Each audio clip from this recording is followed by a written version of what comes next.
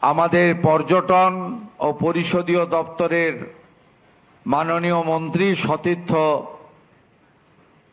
শিক্ষাবিদ ডক্টর শঙ্কর ঘোষকে, মাননীয় রাষ্ট্রমন্ত্রী সম্মানীয় দিবাকর ঘরামি মহোদয়কে, টালিগঞ্জ বিধানসভার বিধায়িকা তথা এই রাজ্যের সাংস্কৃতিক আন্দোলনের অন্যতম পরিচিত মুখ শ্রীমতী পাপিয়া অধিকারী মহোদয়াকে, এখানে আমাদের প্রিন্সিপাল সেক্রেটারি ফরেস্ট আছেন মনীষ জৈন, সেক্রেটারি পঞ্চায়েত এবং রুরাল ডেভেলপমেন্ট রয়েছেন ডক্টর উলগানাথন,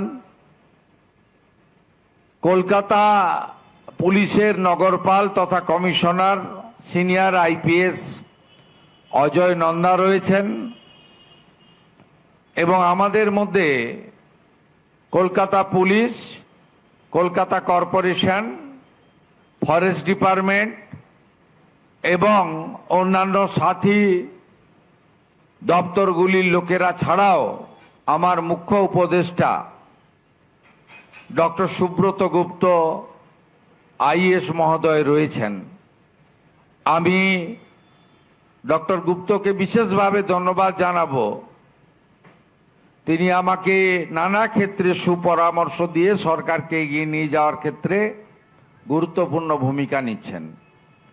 প্রেস মিডিয়ার বন্ধুরা রয়েছেন এবং ভদ্রমণ্ডলীদের আগেই আমি সম্ভাষণ করেছি, কারণ বক্তব্য বাড়াতে চাই না, কয়েকটা কাজের কথা বলবো।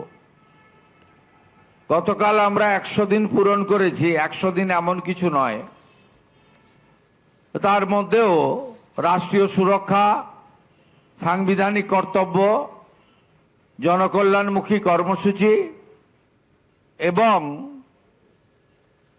এই রাজ্যের আগামী দিনের শিল্প, বিনিয়োগ, কর্মসংস্থান, এই কয়েকটা বিন্দুর উপরে আমরা জোর দিয়ে কিছু কাজ করেছি, কিছু পরিকল্পনা নিয়েছি, কিছু ক্ষেত্রে অগ্রসর হয়েছি আর কিছু ভাবনার মধ্যে রেখেছি।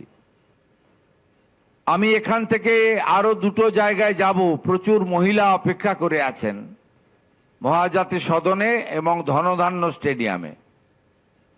কালকে 1,45,00,000 মহিলার অ্যাকাউন্টে অন্নপূর্ণা যোজনার টাকা গেছে। তারা প্রধানমন্ত্রীর নামে জয়ধ্বনি দিতে চান আর আমাকে মিষ্টি মুখ করাতে চান।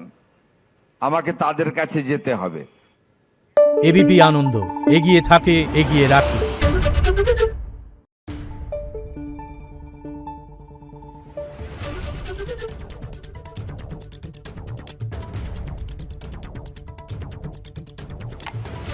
Thank you.